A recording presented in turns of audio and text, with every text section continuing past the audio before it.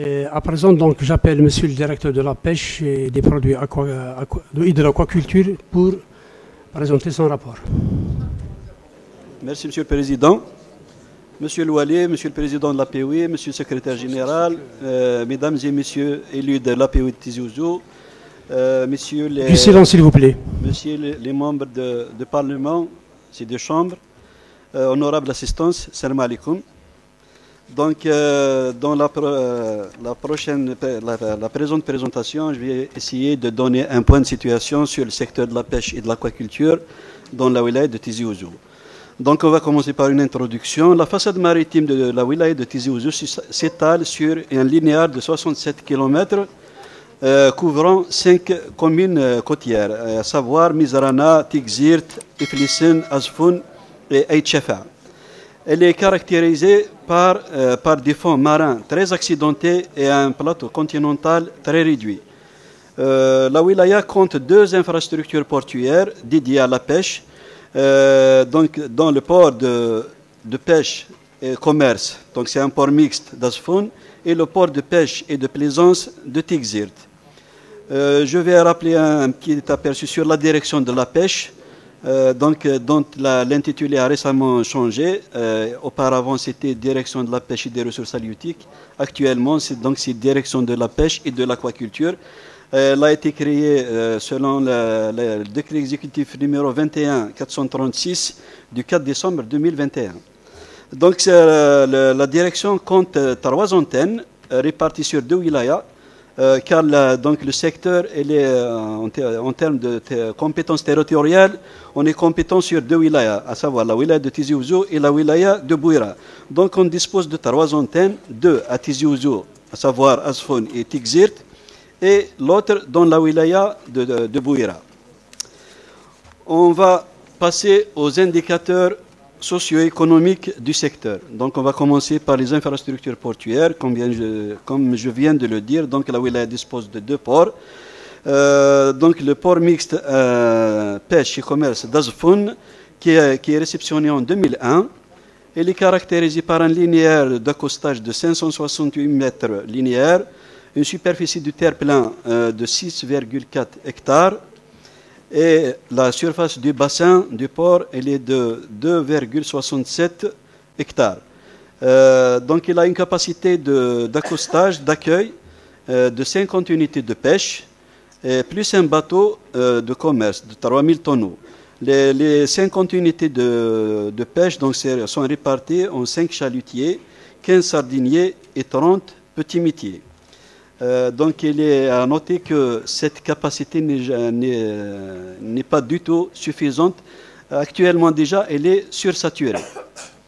Donc les superstructures existantes au niveau de ce port, on a une station d'avitaillement, ça veut dire en carburant, un entrepôt frigorifique, une halle à marée qui est à l'arrêt actuellement, et un foyer pour pêcheurs.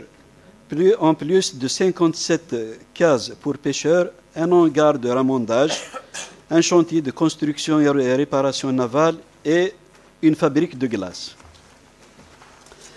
Le port de pêche et de plaisance de Tigzirt, donc il est réceptionné en 2008. Il a un linéaire d'accostage de 410 mètres linéaires, une superficie du terre-plein de 3,8 hectares et un bassin d'une superficie de 2,52 hectares. Il a le nombre de cases pêcheurs existantes est de 75. Donc il a une capacité d'accueil de 31 unités de pêche, réparties en 2 chalutiers, 5 sardiniers et 24 petits métiers. Il est largement aussi donc au-deçà de la capacité de ski existant actuellement en termes d'unités de pêche. Ce port dispose donc d'un entrepôt frigorifique, d'une halle à marée en construction, donc on va la réceptionner, Inch'Allah, d'ici la fin de l'année, un foyer pour pêcheurs et 75 cases pour pêcheurs, dont 15 sont nouvelles. Et en plus de ça, donc, nous avons un hangar de ramondage, une fabrique de glace, actuellement à l'arrêt aussi, et un comptoir de vente de matériel et équipements de pêche. Le deuxième indicateur du secteur, donc, c'est la flottille de pêche, c'est les outils de production. Donc, dans la wilaya, on a une flotte immatriculée composée de 272 unités de pêche réparties en 2 navires pour la grande pêche récemment réceptionnés, et un tonnier, 9 chalutiers, 38 sardiniers et 222 petits métiers.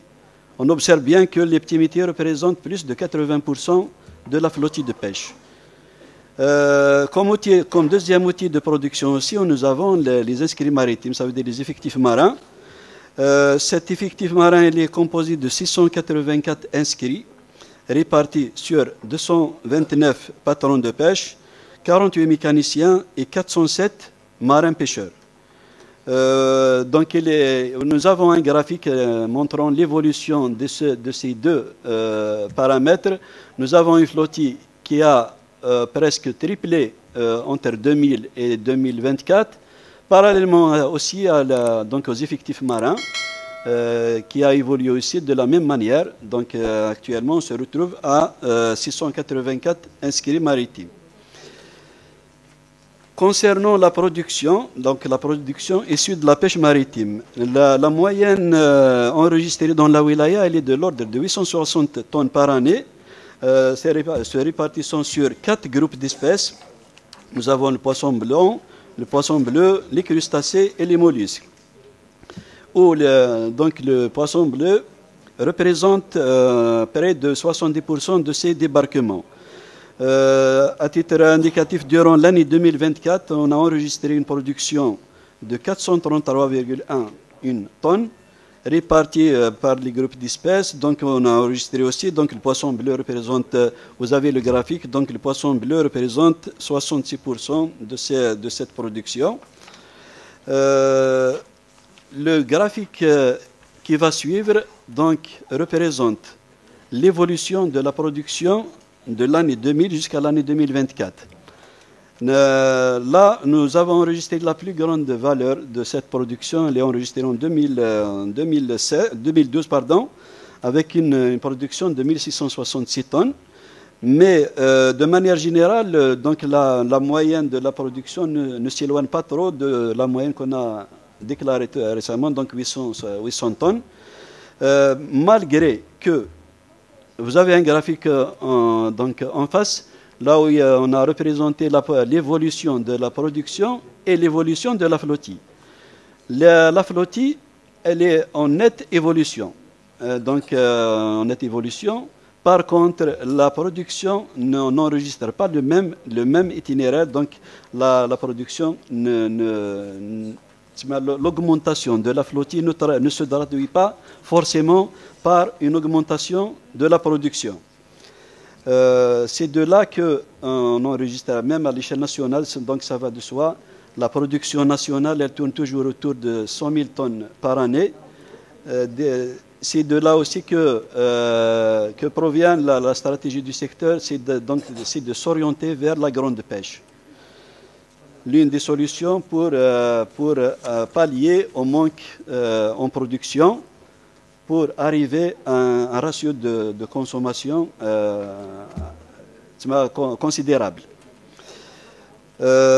Nous arrivons aussi à la production aquacole. Donc la production aquacole n'a pas démarré, ça fait très longtemps, donc ça n'a été enregistré qu'à partir de l'année 2023, avec l'entrée en activité de la première ferme aquacole, donc, qui est entrée en activité en 2022 et a enregistré une production en 2023.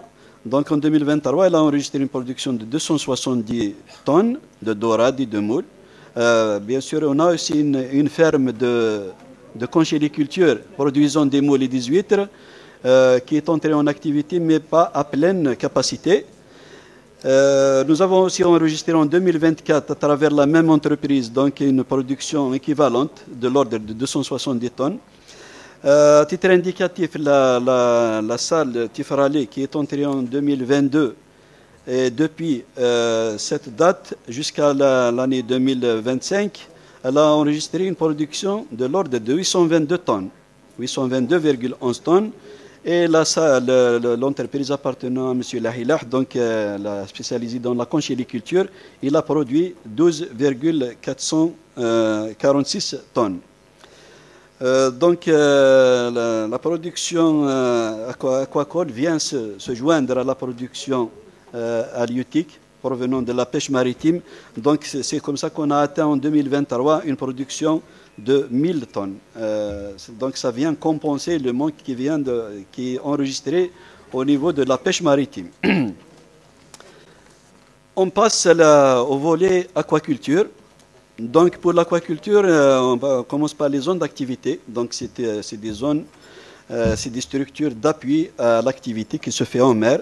Donc dans la wilaya, nous avons 2 zones d'activité aquacole affectées au secteur par arrêté du Wali numéro 247 du 10 mars de 2015.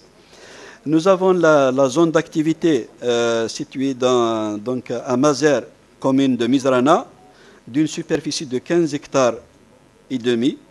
Nous avons là une étude qui a été financée par la commune de Mizrana, donc qui a réparti cette zone en 53 lots. Par contre, jusqu'à présent, l'aménagement n'a pas été encore inscrit. Nous avons la deuxième zone qui n'est pas encore exploitée, d'une superficie de 2 hectares située à Sidi Khaled dans la commune d'Iflissem. Concernant les concessions attribuées aux investisseurs pour créer des projets en aquaculture, à ce jour, 19 concessions ont été attribuées, dont 12 pour la pisciculture, ça veut dire élevage de poissons marins, 6 pour la conchyliculture, élevage de moules et d'huîtres, et un projet en coralliculture, l'élevage de la culture du corail. Mais vu que les investisseurs n'ont pas exploité et mis en service leurs concessions, on a procédé à l'assainissement du dossier des concessions. À ce jour, on a enregistré l'annulation de 12 concessions et 2 concessions qui sont en cours d'annulation. Pour l'aquaculture continentale ou aquaculture d'eau douce, nous avons un potentiel hydrique composé de 5 barrages, à savoir le barrage de Taqsebt, Djibla, Dra al-Mizan, Ain Zawiya et Tizirnif. Nous avons recensé aussi 83 retenues collinaires et 113 bassins d'irrigation. Ces plans d'eau ont fait l'objet de plusieurs opérations d'ensemencement, à savoir dans les barrages, on a réalisé 17 opérations d'ensemencement avec lesquelles on a ensemencé 1,77 million entre alevins et géniteurs de poissons. Au niveau des bassins d'irrigation appartenant à des agriculteurs, nous avons réalisé 38 opérations d'alvinage, d'ensemencement, avec 11 000 alevins et géniteurs. Les ensemencements qu'on effectue au niveau de ces exploitations agricoles, ça aide à renforcer les revenus pour les agriculteurs, de même que l'amélioration de la qualité de l'eau utilisée dans l'irrigation. Pour la pêche continentale, aussi une autre composante de l'aquaculture d'eau douce. À ce jour, chaque année, il y a des concessions pour l'exploitation des barrages qui sont attribuées à des investisseurs pour exercer la pêche continentale. Nous avons attribué 30 concessions depuis 2008, depuis le début de l'activité. Et la production qui en est générée, elle est de l'ordre de 523 tonnes depuis 2008. Avec une moyenne de 30 tonnes par année, il y a une contribution aussi de cette filière. Pour la pisciculture intégrée, qu'il est nécessaire d'encourager et de vulgariser dans la wilaya, pour le moment, on n'est pas encore, elle n'est pas encore bien lancée. Pour cela, on effectue des journées de vulgarisation et des journées de formation. À ce jour, il y a 2 projets qui ont bénéficié d'autorisation d'exercice dans la wilaya. Nous allons entrer dans le volet investissement et on va commencer par les investissements publics. En tant que programme neuf, le secteur a bénéficié de 2 opérations inscrites dans le cadre du T3 pour l'année 2024. Donc, il s'agit de la première opération, donc suivi et réalisation équipement d'un siège pour antenne de pêche ASFON avec une AE, une autorisation d'engagement de 30 millions de dinars. Et la deuxième opération, donc, c'est aussi un suivi et réalisation et équipement d'un siège pour antenne de pêche à Tixit avec la même AE. Donc, ces deux opérations ont rencontré certaines contraintes.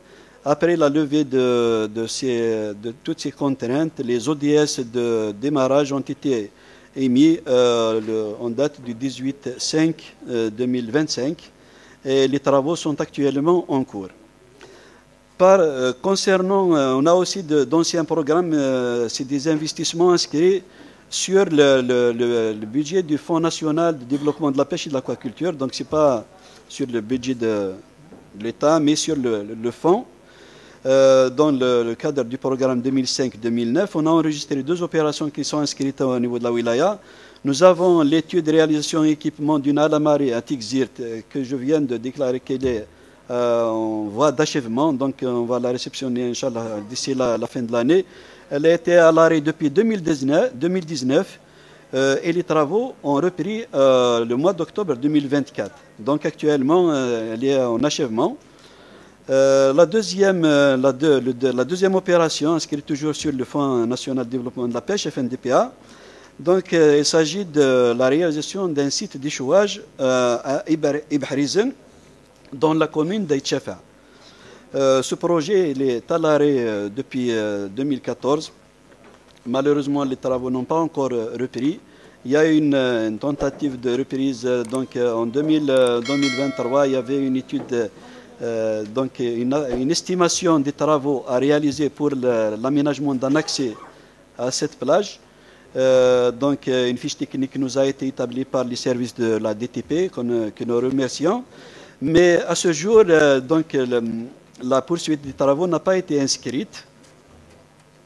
Donc, elle reste à l'arrêt. Quoique, l'état d'avancement des travaux, elles sont de presque 70%. Ça a avancé, il y a une digue qui a été réalisée. Mais à l'époque, il y avait une opposition des riverains. Donc, ils ont bloqué l'entreprise pour achever les travaux. Et il est venu aussi la suite, donc il y avait des changements dans l'organisation du secteur, il y avait changement de ministère et tout, donc l'opération a été gelée jusqu'en 2023, comme je viens de le dire, donc il y avait des tentatives de reprise. Mais Inch'Allah, ça va reprendre, donc c'est pris en charge, la fiche technique qu'on a transmise au ministère, Inch'Allah, elle va être prise en charge et les travaux vont redémarrer pour faire aboutir ce projet qui est d'une grande importance pour la localité. Donc on va essayer de développer une activité, une dynamique dans cette localité. Concernant les investissements privés, donc on va commencer par le programme financé aidé par l'État, à savoir le plan de soutien à la relance économique. Donc la wilaya, dans le cadre de ce programme, elle a bénéficié de 29 projets avec un coût global d'investissement de 1 584 197 284 dinars, avec une subvention de l'État de l'ordre de 691 634 000. Donc les subventions représentent en moyenne donc 43% du coût des projets. Les projets réalisés dans la wilaya donc, sont répartis. On a une ferme aquacole, on a un tonnier, et on a 6 projets intégrés qui réunissent 8 chalutiers et 3 camions frigorifiques. Nous avons 6 sardiniers, nous avons 13 petits métiers, un projet intégré composé d'une poissonnerie et d'un camion frigorifique et une station d'avitaillement située dans le port d'Asfon. Donc, concernant les investissements dans le domaine de l'aquaculture. Donc, dans le domaine de l'aquaculture, nous avons enregistré 4 projets qui sont entrés en activité, dont 2 sont déjà en production. Donc, les projets que je viens de citer, qu'ils ont produit à présent plus de 800 tonnes. Nous avons des projets en cours de réalisation. Donc, il s'agit d'un projet de coralliculture qui a obtenu sa concession en 2023. Donc, il a démarré les travaux récemment. Et nous avons des projets en cours d'étude. Donc, nous avons 2 projets. Un projet de crevetticulture, l'élevage de crevettes, et un autre projet en pisciculture, élevage de poissons d'eau de mer. Et pour l'aquaculture continentale, nous avons aussi un projet qui est validé. Il est en cours de montage financier, donc le dossier au niveau de la banque pour étude et validation. Dans le domaine de l'aquaculture, on devrait citer donc l'État a pris des mesures incitatives pour le développement de ces activités. Donc ces mesures se résument. Donc nous avons grosso modo trois mesures essentielles. Nous avons premièrement la bonification du crédit d'exploitation. Donc les investisseurs en aquaculture, arrivés à la phase d'exploitation, ils bénéficient d'une couverture totale de leur crédit d'exploitation. Donc l'État prend en charge les intérêts des crédits d'exploitation. Nous avons aussi l'exonération des droits de douane et une réduction de la TVA pour l'importation des aliments et des alevins. Et pour le poisson tilapia, qui est un poisson d'eau douce, donc c'est pour aussi développer cette activité, donc l'aquaculture d'eau douce, il y a une prime qui est instaurée, une prime incitative qui est instaurée. Il s'agit de la prime de 50 dinars par kilo de tilapia produit. Aussi pour encourager cette activité, il y a une TVA qui est la TVA relative à la transformation de ce poisson, elle est réduite de 19 à 9%.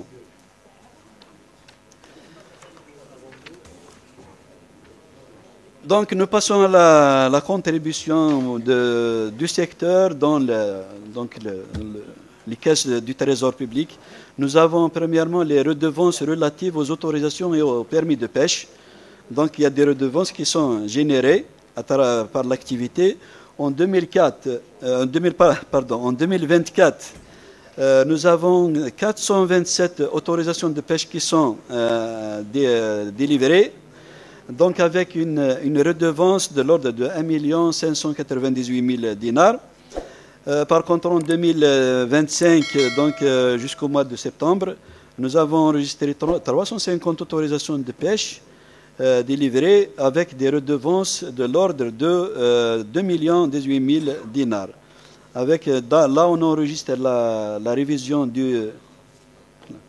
on a enregistré la révision du barème à travers la loi de finances 2025, mais et aussi les redevances générées par le secteur. On enregistre aussi la participation à la campagne de pêche au thon rouge. Là, il y a des redevances qui sont importantes. En 2025, donc, on a 2 bateaux immatriculés dans la wilaya qui ont participé à la campagne de pêche au thon rouge pour 2025, avec les permis de pêche, donc les redevances générées par les permis de pêche qui leur sont attribués, il est de l'ordre de 4 770 000 dinars. Nous avons aussi d'autres redevances relatives aux concessions octroyées au niveau des barrages pour l'exercice de la pêche continentale, de même que les concessions attribuées aux investisseurs dans le domaine de l'aquaculture au niveau en mer et à terre. Concernant donc la protection sociale des professionnels, donc on passe au plan socio-économique. Pour la prise en charge du côté social et socio-professionnel des investisseurs, des pêcheurs, pardon. Donc il y a une commission qui est installée conformément aux dispositions d'une convention cadre entre le ministère de la Pêche et le ministère du Travail pour la prise en charge de ces prestations, justement. Donc, cette commission traite aussi bien les dossiers relatifs à la sécurité sociale qu'à la retraite et les autres dossiers relatifs à ce dossier. Et aussi pour la prise en charge des pêcheurs, donc pour leur accorder des facilitations, nous avons désigné 2 représentants, 2 cadres de la direction qui, en tant que correspondants sociaux pour la prise en charge des prestations au niveau de la CNAS. Donc, il traite tous les dossiers des professionnels au niveau de cet organisme. Pour l'organisation de la profession, donc, le secteur donc, accompagne l'organisation de la profession. Donc, à ce titre, on a enregistré la création d'une nouvelle association à Tixzirt qui vient se joindre à l'association déjà existante au niveau du port d'Azfon. Aussi pour l'organisation et l'amélioration des conditions socio-économiques des pêcheurs, nous avons la création des coopératives. À ce titre, au niveau de la wilaya, nous avons enregistré la création de 11 coopératives, dont une a déjà obtenu son statut. Aussi pour diversifier les rentes ou les ressources des professionnels, il y a le programme Économie bleue qui vient donc avec le projet Pescatourisme, donc c'est joindre le volet tourisme au volet pêche. À Tizi Ouzou, donc nous avons deux professionnels qui sont enregistrés sur ce programme. Ils ont bénéficié de formation et vont bénéficier aussi d'aide pour l'aménagement de leur navire. Sur le plan formation et vulgarisation, donc les formations dans le domaine de la pêche, nous avons la Chambre de la pêche et de l'aquaculture qui a organisé depuis 2023 plusieurs sessions de formation dans ce domaine, donc avec l'encadrement pédagogique de l'Institut national supérieur de la pêche et de l'aquaculture à Alger. Donc à ce jour, il y a 1239 stagiaires qui sont formés dans les différentes disciplines, à savoir les patrons côtiers, les capacitaires, 932 les marins matelots et électromotoristes. Aussi, nous avons des formations dans le domaine de l'aquaculture. Donc pour vulgariser donc ces activités, nous avons organisé à ce jour 9 journées de formation au niveau de l'ITMA de Bokhalfa au profit des agriculteurs. De même que dans le cadre d'une convention signée entre le ministère de la Pêche et le ministère de la Justice, nous avons formé aussi plusieurs détenus. Nous avons organisé plusieurs sessions de formation au profit des détenus au niveau des établissements de la wilaya. Bon, pour les contraintes et les propositions, je vais citer Du silence, s'il vous plaît, du silence. Monsieur le directeur. S'il vous plaît, il y a un directeur qui expose. Nous voulons du silence. S'il y a des chuchotements, s'il vous plaît, du silence. Monsieur le directeur. Merci, Monsieur le Président. Donc, comme contrainte enregistrée par le secteur au niveau de la wilaya, nous avons d'abord l'exiguïté des infrastructures portuaires qui ne permettent pas de développer les activités, sachant que le secteur s'oriente vers la grande pêche. Donc on a besoin d'injecter des bateaux de grande envergure, mais nos infrastructures ne vont pas permettre cette action.